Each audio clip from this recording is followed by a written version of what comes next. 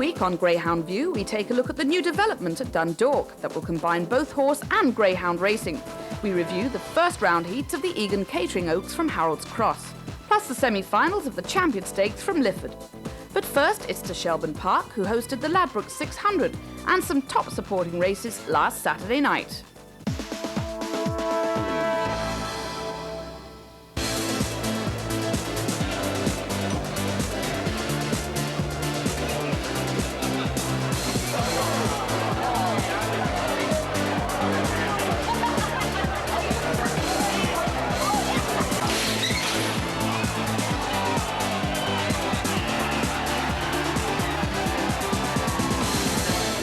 We're here at Shelbourne Park this evening for the final of the Ladbrokes 600, one of the big nights of the year. It's worth €35,000 to the winner. It could go any way, all 6 runners having huge claims. We're also going to show you the Consolation final, but first we have a treat for you. The Ladbrokes Open 525. A number of Ireland's top performers are there. Climate Control, Moby Gamble, Born a Pilot, Olden Times, Officer Joe and Magical Captain. It's a race to savour. Let's take a look at it.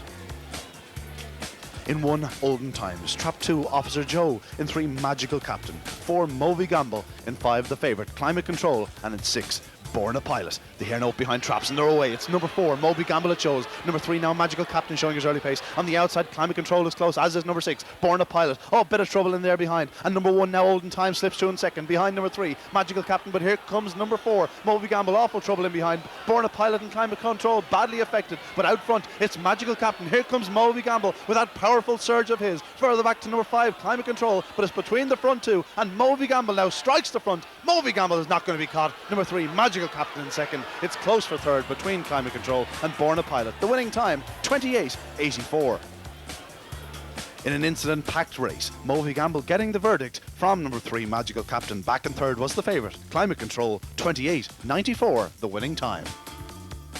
And now on to the Consolation final. It's worth €2,000 to the winner. Top of the best, and Dita Davy absolutely dominating the market. Any other winner would be a shock. The runners now in traps for the Consolation final of the 2003 Ladbrokes 600. In 1, Dita Davy. Trap 2, Prince Ned. In 3, Selchin Manor. 4, Larkhill Dawn. 5, Dixie's Breeze. And 6, Top of the Best. Dita Davy and Top of the Best dominating the market in this one. The hair now coming up behind the boxes. The dog's all set. And they're off. And first to show is number 4, Larkhill Dawn. But number 6, Top of the Best on the outside. Number 2, Prince Ned going up very well. And it's Prince Ned leads into the turn. But look at Dita Davy, very close in second. Then we have number 4, Larkhill Dawn. Top of the Best in trouble. He's in 5th spot. But down the far side, it's number 2, Prince Ned. He's a length or 2 clear of number 1, Dita Davy, who's coming with a challenge. Further back, Larkhill Dawn running strongly. And then Top of the Best starting to launch his challenge back and forth. But is it too late? Out front, it's still Prince Ned. Here comes Dita Davy. On the wide outside, Larkhill Dawn. Up the home straight, Prince Ned, Dita Davy. Here comes Larkhill Dawn. And Larkhill Dawn strides clear to win it. Second, Prince Ned. It's close with her. Top of the Best was flying in behind. 32.71, the winning time. Well, a splendid performance from Larkhill Dawn as he won the Consolation final of the Ladbrokes 600. Second was number 2, Prince Ned. And third, flying home, Top of the Best in 32.71.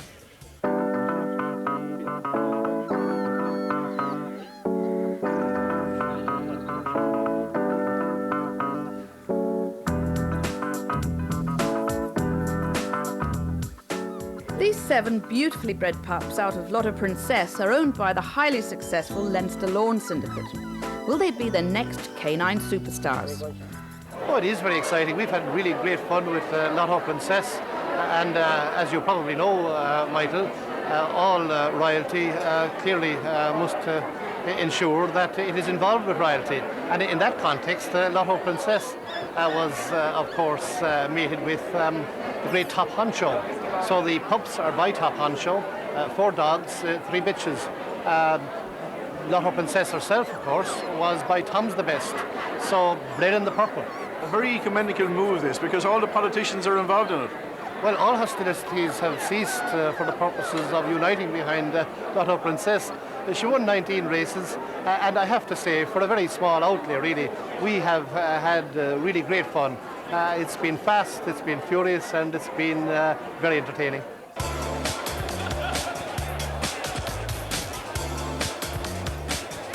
The runners now on parade for the final of the 2003 Ladbrokes 600 in 1 Odette, trained by football legend Paddy McCormick. and owned by Eamon Curley and Cavan. This one was bred by Anna Gleeson and Leash, a daughter of Larkle Joe and Redwood Lizzie. She has brilliant pace. 2, Diego Glory, owned by Jaron Martin Richardson and Balbriggan. This one trained by Tommy Fagan, who was bred by Robert Halligan in Dublin. He's a son of Spar Nikita and Chica Chuita. In 3, the Flying Finisher, the other master, owned and trained by Francis O'Donnell in Killinall, County Tipperary. He was bred by her husband Matt, a son of Boyne Walk and the other Joy. None will be coming home faster than this fellow. In 4, another Flying Finisher, Charlie Bird, also trained by Francis O'Donnell and bred by her husband Matt in Tipperary. This one owned by the Newshound Syndicate in RTE, a son of Vintage Prince and the other Daisy. In 5, Cancel O'Key, trained by young Stephen Burke in Clarehan, County Tipperary. This one owned and bred by Philip Heffernan in Dundrum, County Tip. A son of Roanoke and Lisnack Barbie, he powers to the corner and stays strongly. And 6, completing the lineup, Frisbee Fasten, owned by Chris Brooks in Mowbray, England. This one was bred by Matt Angland in Badel Desmond in Cork. This one trained by Harry Crapper, a son of Some Picture and Mammy's Nightmare, ideally drawn in the stripes. Well, there you see the runners now going to traps for this final of the 2003 Ladbrokes 600. The winner, €35,000. These nervous moments for the connections. The last couple just going into traps. A huge crowd here at Shelbourne Park. Unbelievable betting on this final. The favourite in 5, Cancel O'Key.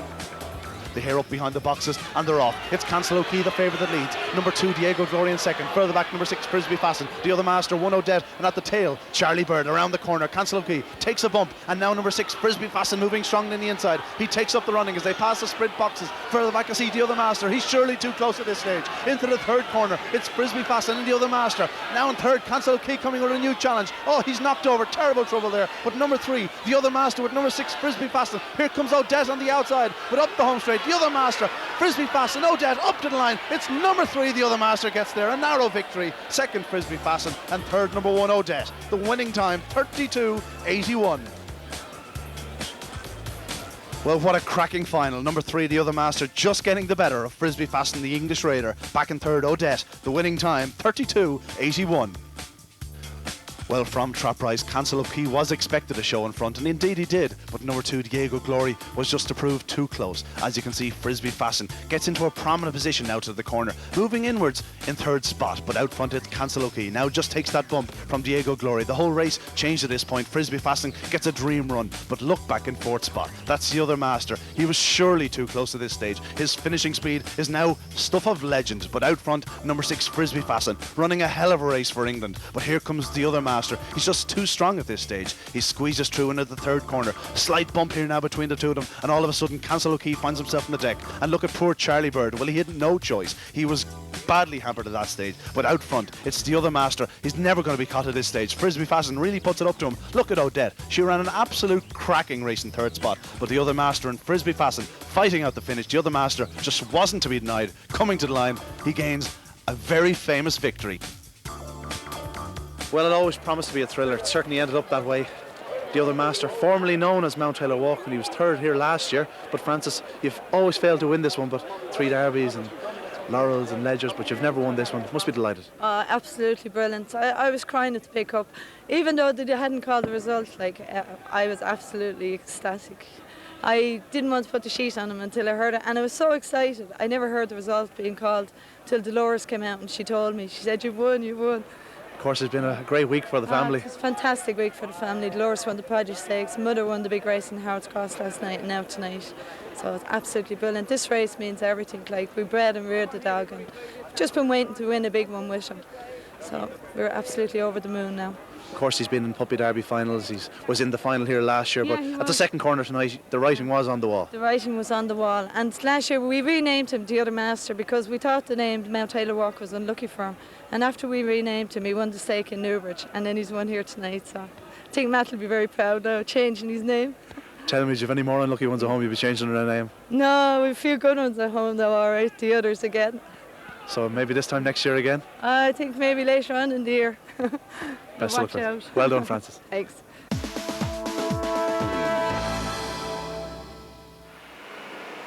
There's been much speculation recently regarding the groundbreaking development at Dundalk racetrack. Well, things are looking good and moving along nicely for what promises to be a spectacular venue. This is a unique stadium in that we're combining the activities of both horse racing and greyhound racing at the one venue. Hasn't been done in Europe as far as I know. The thinking behind it was that we would share the overheads of running the stadium, that we could have horse racing and dog racing and combine the resources, the staffing and the facilities. And as you see here in front, we have the basis of the new Greyhound track almost complete, and on the inside here we have the horse racing track. We're still examining the horse racing track, whether we're going to go with a grass track or in fact whether we'll end up with an all-weather track. And we're exploring that with the Horse Race in Ireland at the moment. The contract's has a completion date at the end of December of this year, and we're slightly ahead of schedule. We hopefully will be open by the 1st of December for greyhound racing. Horse racing looks like 2005 at this stage. We're on schedule. Some people think maybe we're ahead of schedule, right? Tend to think we're on schedule. The track is at a stage now where we're just waiting for delivery of sand, which we will hope to get within the next week. When the sand is all here, then the next stage of the track will be started. The main feature of it will be there will be a 4:10 sprint, which will be probably the longest sprint in Ireland. Our main race will be a 5:50 rather than a 5:25, although there will be a 5:25 box, and we'll have distance races also. The building is a fantastic building. It deserves to be used more than 6 or 7 times a year, and that's what would happen if it was just for horse racing. It'll be used 2 or 3 times a week. On top of that, for greyhound racing, which will, we hope, make the whole thing viable. That's the bottom line. We're hoping to bring a lot of new faces to both horse racing and dog racing here in Dundalk.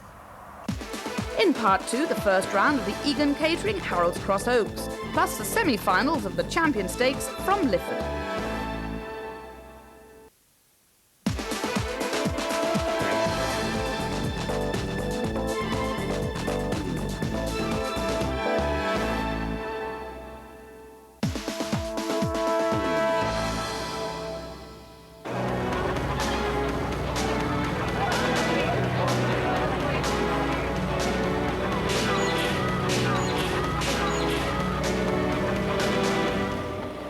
Friday night, Harold's Cross once again attracted a huge crowd for the first round of the Egan Catering Oaks, where the bitches got to take centre stage. €7,500 was on offer to the winner. Axel Grease and the confusingly named Lovely Dog were amongst the starters in the 5 heats. Well, the runners now in traps for the opening heat of the Egan Catering Harold's Cross Oaks. The runners in trap order: 1 Sandstorm Sally, in 2 Sneaky Boo, trap 3 Mustang Mega, in 4 Axe Grease, trap 5 Miss Blue Eyes, and in 6 Lady Golden. The hair now coming around the final corner, and away they go. And first, you know, number 2 Sneaky Boo, at number 3 Mustang Mega, in third number 4 Axe Grease, in the wide outside Miss Blue Eyes, but out front number 3 Mustang Mega, bit of bumping there. Number 2 Sneaky Boo takes up the running on the inside, back in third Axe Grease in a prominent position. She shows fine dash, she takes up the running at halfway. It's number 4 Axel Grease, Mustang Mega moving strongly in second, back in third number 2 Sneaky Boo, with number 5 Miss Blue Eyes in the outside, but number 4 Axel Grease leads. In second number 3 Mustang Mega, in third number 2 Sneaky Boo, but up the home straight number 4 Axel Grease wins this opening heat in fine style. She's back to her best. Second number 3 Mustang Mega, third number 2 Sneaky Boo, 29:02 the winning time. The bell goes for this 6th race. In 1 is Tin Top, 2 Go Easy Joe, 3 Bellanter Babs, in 4 Misconception, 5 is 3 Star Girl, and 6 Knock Wine. Here up behind traps, ready for off now, and away to go. It's number 3 out fast. That's Bellanter Babs, leads to the corner. In second place is number 2. That's Go Easy Joe. Number 1 Tin Top gets a great run around the inside in third place and hitting into the back straight. Now number 2 hits the front. Go Easy Joe goes on with number 1 Tin Top giving chase in second. Then number 3 Bellanter Babs. Second last bend is Go Easy Joe in front, being challenged now by number 1 Tin Top, who's forced to check as she waits for the inside. Turning for home, it's 2 in front. That's Go Easy Joe from 1 Tin Top. Coming to the line, it's 2 from 1 with 5 finishing fast. It's number 2, the winner, Go Easy Joe, in a photo finish from 1 Tin Top, and number 5, a fast finishing third, the time 28:91.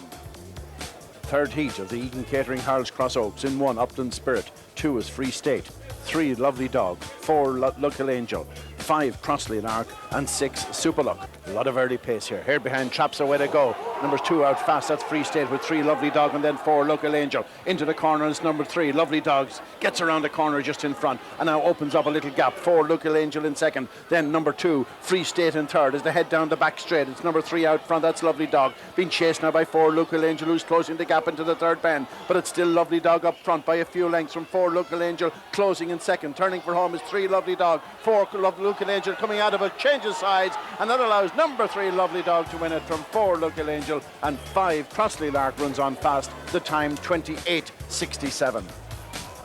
They're all in for this fourth heat of the Harold's Cross Oaks. The bell goes. In 1 Dryland Cindy, 2 Hazelbank Queen, 3 Charity Mindy, 4 Ballyhead Flower, 5 Things to Do, and on the outside in 6 we have the favourite Trina's Charm, normally a very fast starter, number 6, and she's not out too well this time. It's number 3 Charity Mindy showing in front, with 1 Dryland Cindy showing good pace up to the corner, but 3 Charity Mindy gets around the bend in front. Number 2 Hazelbank Queen slips through into second place as they go down the back. It's 3 out front, that's Charity Mindy being challenged now by 2 Hazelbank Queen coming up to challenge into the third bend. 3 from 2 has been forced to check out wide. Number 1 now Dryland Cindy gets close with number 6 Trina's Charm, but it's 3 Charity Mindy out front. Hazelbank Queen coming back again, but is forced to change sides again. It's number 3 Charity Mindy wins it for Cahill Manorwella. Second is Hazelbank Queen. It looks as though number 1 Dryland Cindy is third, the time 29.19. They're all in for this 9th race, heat 5 of the Harold's Cross Oaks. The bell goes. Hare on its journey. In trap 1 it's vacant, 2 is 3 Bells Hell, 3 is Ellen's Lotto, 4 Sparta Trio, 5 Katunda Kilreese, and in 6 Eurodream. Here behind traps a way to go, and it's number 4 just out in front, that's Sparta Trio leading up to the corner. 6 Eurodream getting a runner, and oh, there's going to be trouble here. A pile up on the corner and suddenly into the back straight, and out clear at this stage is number 4, that's Sparta Trio, with a good lead here by about 6 lengths from number 2 3 Bells Hell. 6 Eurodream putting in a run now, going into second place around the final 2 bends, trying to close this gap, but it's 4 Sparta Trio well out front, going to win this one. Number 4 Sparta Trio for John Fitzgerald and Philly Goff. Second is number 6 Eurodream, and in third number 2 3 Bells Hell. The time 29.04. And don't forget that on Tuesday, May the 20th, Harold's Cross celebrates its 75th anniversary by admitting all racegoers for free.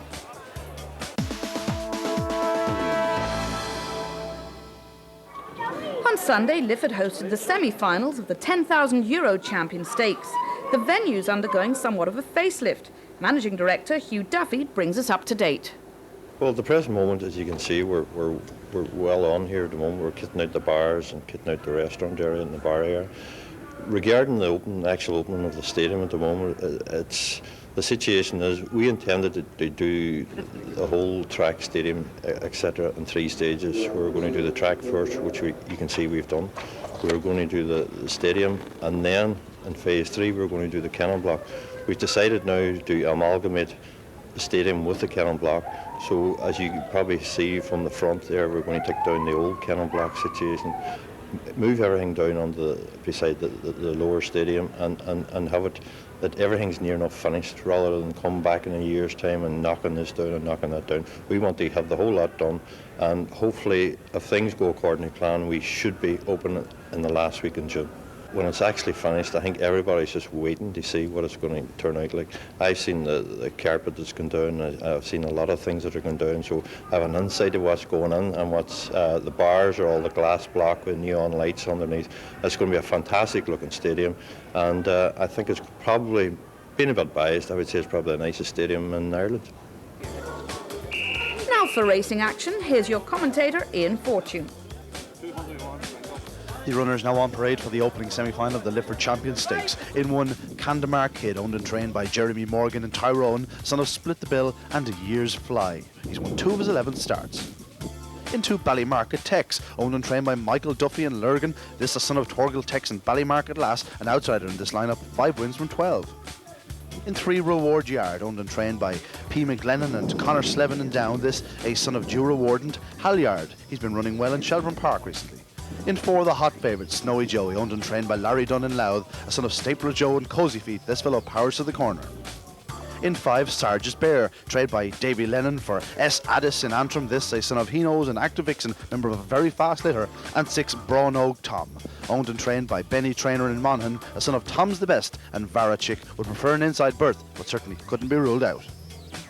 The last runners now win traps for this opening semi-final of the Lifford Champion Stakes. The hare on the way. And they're off. And first is show number 5, Sarge's Bear, but number 4, Snowy Joey, has the inside berth. Around the corner, and Snowy Joey, the favourite, takes up the running from number 5, Sarge's Bear. A gap in third to number 1, Candamar Kid. But down the far side, Snowy Joey continues to lead. 2 lengths clear of number 5, Sarge's Bear, into the third corner. Sarge's Bear now trying to close on the inside. Snowy Joey still in front, however. He's a length lead. Here comes number 5, Sarge's Bear on the inside with a powerful challenge. Further back to Candamar Kid. But around the final corner, up the home straight, Snowy Joey and Sarge's Bear up to the line. Snowy Joey just gets there. Sarge's Bear in second, third Candamar Kid. And the winning time, 28.85. And the result of the opening Lifford Champion Stakes semi-final, the favourite Snowy Joey wins it at 4-6, second number 5 Sarge's Bear, and third number 1 Candamar Kid, 28.85 the winning time. So with all these welcome improvements, what does it mean for Lifford residents? New developments in Lifford's very good now. The track's running perfect here in race nights, and it's nice to see it coming to Lifford. I can't wait till the new restaurant opens so everybody can get something to eat when they're really hungry. It's a great addition here to the whole community around here, and it's looking very well, and it's coming on great now. It should be a good attraction to the area. Only 5 line out in the second semi-final of the Lifford Champion Stakes in 1 Grangemore Hero, the outsider of the field, owned and trained by Hugh O'Neill in Dungiven, a son of Split the Bill and Dakota Bell. In 2, Dita Honcho, owned and trained by John Byrne in Armagh, a son of Top Honcho and Pacific Beauty. This fellow normally goes up very strongly. Trap 3 is a non-runner, so the next one we see the hot favourite King's Cadet, trained by Carl Hewitt for the Dolphin Syndicate in Armagh, a son of Char King and Do and June. This fellow has brilliant early pace. In 5, Haliska Highlander, trained by Brian McCann for Jacqueline McCann and Wexford, a son of Spar Lakita and Daly's Heartthrob, another dog with fine early gears. And 6, Borna Dasher, trained by John McGee for Nicholas Budimir and N. Rainbard in England, a son of Top Honcho and Borna Best. He seems to be returning to his very best. The hare up behind the boxes, and they're off. It's King's Cadet that flashes to the front. He quickly opens up a 2.5 length lead over number 5, Haliska Highlander. On the inside, Grangemore Hero. On the outside, Borna Dasher. But around the second turn, and number 4, King's Cadet's in control. He's 3.5 lengths clear of number 5, Haliska Highlander. Moving strongly now in third, Borna Dasher. Into the third corner, it's King's Cadet, but here comes Borna Dasher with a strong run. Further back is Haliska Highlander, but around the final corner, it's still King's Cadet running wide, but he still leads up to the line. And number 4, King's Cadet wins this one for favourite backers. Second, number 6, Borna Dasher, and third, number 5, Haliska Highlander, 28.59 the winning time. And King's Cadet, an impressive winner of the second semi-final at 4-6. Second was number 6, Borna Dasher, and third, number 5, Haliska Highlander, the winning time, a very fast 28.59. Cathal McGee made the trap draw for next Sunday's final, and it promises to be a real thriller. In 1, Snowy Joey. Trap 2, Sarge's Bear. In 3, Candamar Kid. In 4, Haliska Highlander. 5, the certain favourite King's Cadet. And in 6, the very well drawn Borna Dasher. Next week, we see who got the chance to own a dog for a night at Harold's Cross. We return to Lifford for a review of the final of the Champion Stakes, plus the semi-finals of the Egan Catering Oaks.